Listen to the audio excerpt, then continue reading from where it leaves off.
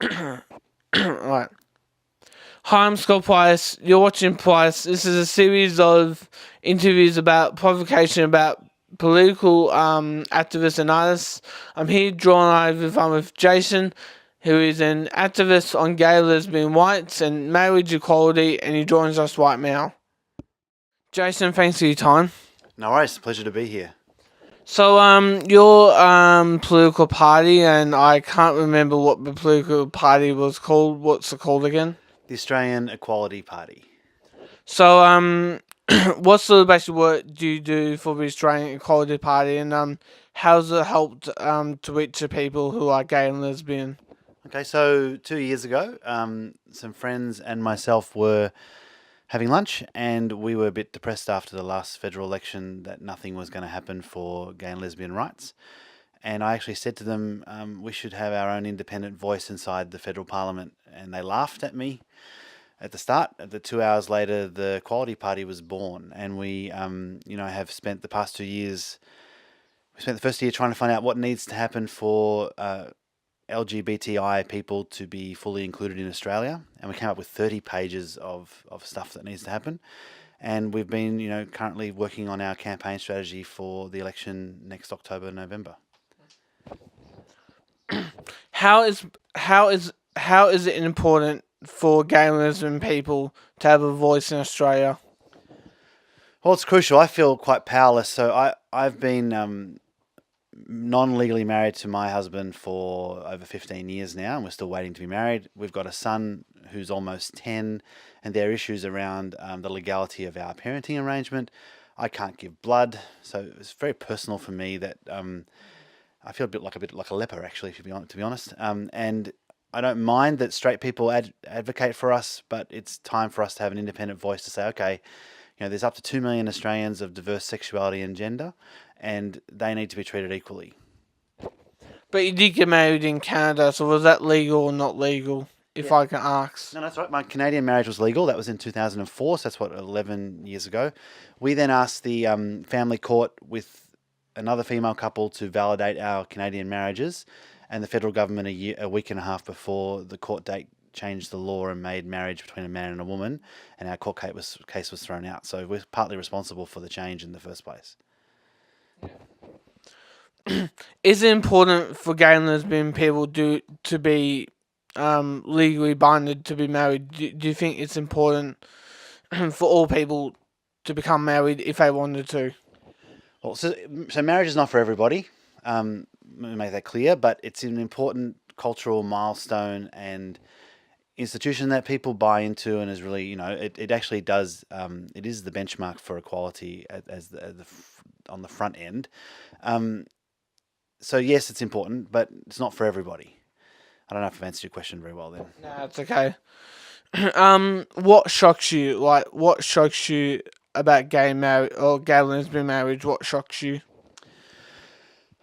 What shocks me is I know lots of people who've been together for a long time, and they have to still prove their relationship. They're not treated equally. They don't get to have that day to celebrate their key family, that they've formed and had for 10, 20, 30, 40 years. And that shocks me that, we can't actually just do what everyone else can do. Because at the end of the day, is there something wrong with me, or is there not something wrong with me? And I think there isn't anything wrong with me. So, well, I mean, of course not. I mean, there's obviously not something wrong with you. I think it's perfectly, good thing for all people to get married.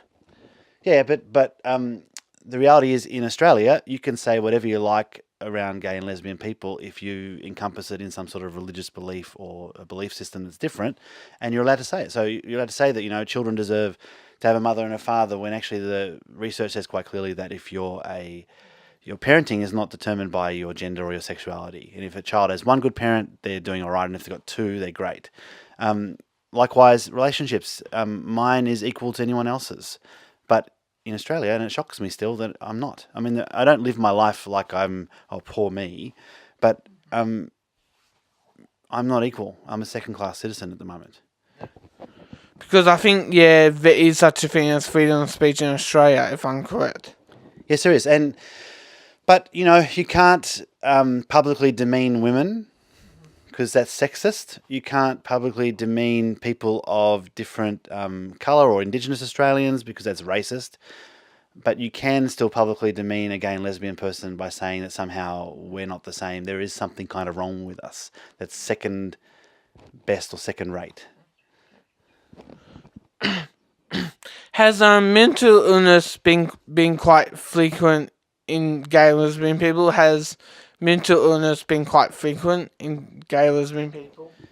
Yes, LGBTI people are 7 times more likely to kill themselves than a heterosexual person because of the mental anguish they've suffered in the whole process. We have in our community lots of mental health issues because of the oppression of until recently I didn't come out till I was 28. People come out now when they're 10 or 12 or 14 and they've got good support around them. But when I grew up, there was no representation of a healthy person being gay or lesbian. All I ever heard that it was bad or wrong or something was terrible about it. And there are people who've had to, they've married the opposite sex because of the pressure to do that. There are higher rates of mental illness and issues because of what we've had to go through. Which also leads in, I think, to the issue of AIDS, which I think that there's this perception that homosexual people considered to have AIDS. There's that perception. Yeah.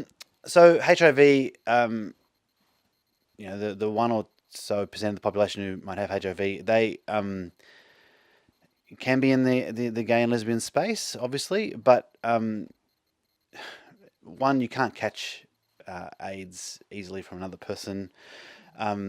There's lots of good medication and stuff that makes the viral load really low and non-transmissible, but there's a lot of stigma around HIV. It was World AIDS Day the other day, and there really shouldn't be. It's not a criminal offence to have contracted a disease, and there are goals now to try and make the world HIV free at some point down the track. Has a group within the gay and lesbian community, what has been like the weakest point is generally within the gay and lesbian group? Well, at the end of the day, there's just homophobia everywhere. Like, you just don't. It's okay for people to say, we want tolerance and acceptance, but actually, I think we want to be embraced fully like everybody else is and celebrated. So there's a difference. I don't tolerate you as a person if I'm your friend. I don't even accept you, but if I embrace you and celebrate you, then I'm really your friend. And I think that's the biggest hurdle to still get to. So legislative change helps. Marriage laws changing helps. Better mental health outcomes and education in schools and etc. helps. But when a society gets to a point where we embrace everybody equally and treat them equally, I think that's sort of where we need to get to, because the homophobia is just there. We're in a very heterosexuous, heteronormative environment where, man and woman is the way most people, engage, I guess. But that's all you ever hear.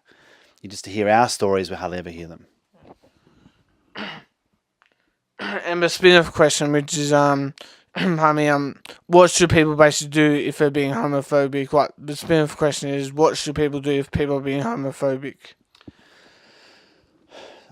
My son's friend's mother at school, this is what she did, and I thought it maybe answers your question. She heard someone in the school round, another lady, another parent, say, describe something as being gay, as being terrible or awful. And this other heterosexual lady said to her, "You can't say that. That's really upsetting and demeaning for you to say that." And so to actually, speak up and say, "Hey, what you just said was not appropriate and it hurts people," I think is a good starting point. Yeah. Because I think when some people like saying, excuse my ableism, but I think when some cool kids say, "Oh, that's retarded," I think there's a meaning of of offence within, like, similarly to I think to gay and lesbian people, but also to people with disabilities. There's that when people say, "Oh, that's retarded," there's that sort of that offence to people with disabilities as well. Yeah, absolutely. And I had to grow up and grow out of saying things like, you kick like a girl, or I probably said when I was younger, that's retarded, and it's not good enough. And our language hurts people, and it allows offence to occur and pain to occur when it doesn't need to. So if something's bad, we'll say it's bad. We don't need to say it's retarded or it's gay. No, I agree. And I think that things are changing, but you can still get away, with saying somehow that being a gay and lesbian person is something less about that, or being a transgender person is something wrong with that. You're affirming a gender that's different to your biology. Which I think we have also improved, I think, as a society. If I'm correct, we've improved as a society. Yeah, I think we've improved as a society, but I think there's a long way to go, and you would know that. If you're not if you're a white Anglo-Saxon Christian male, wealthy, educated, fully abled heterosexual person, you're probably in the prime position in this country. And then if you've got something different from any of those things, and the more of them, then you're probably in a less empowered position. And the Equality Party, at the end of the day, thinks everybody should be at the same starting line. So, our life outcomes may all be different, but everyone should have the chance to start at the same point. I really believe that. Do you have any questions for me? So your auntie is gay?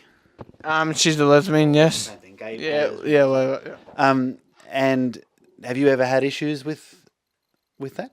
No, I haven't. No, well, I actually just found out sort of like recently that she was a lesbian. I think she's actually been going out with a partner for about 40 odd years. So yeah, there's no issue. I think she's got sort of like 2 foster kids who are autistic. So yeah, so I think it's a personal connection. So because I've got autism, they've got autism. So yeah, personal connection. But no gay personal connection. I'm not gay personally. I'm straight, but yeah, no, my auntie's actually lesbian. So yeah. So provocation is something that you're interested in, obviously. We, as part of our election campaign next year, are going to really sort of engage in that whole space about provocating. We're going to fight organisations like the Australian Christian Lobby and stand up against the rubbish that they say about people who are of diverse sexuality and gender. We're going to go out there and actually cause a bit of ruckus and say these things need to change, and what you're saying is not healthy or appropriate, and it has very poor mental health outcomes for people that you're demeaning. Jason, I can't seem back to obviously make out your last name, but thanks for your time. No worries, real pleasure. Thank you. I've just been speaking with Jason. I'm Scott Price. This is Price. Please like and subscribe, and my hashtag is Price Exposed, and we'll see you in another episode. Lovely.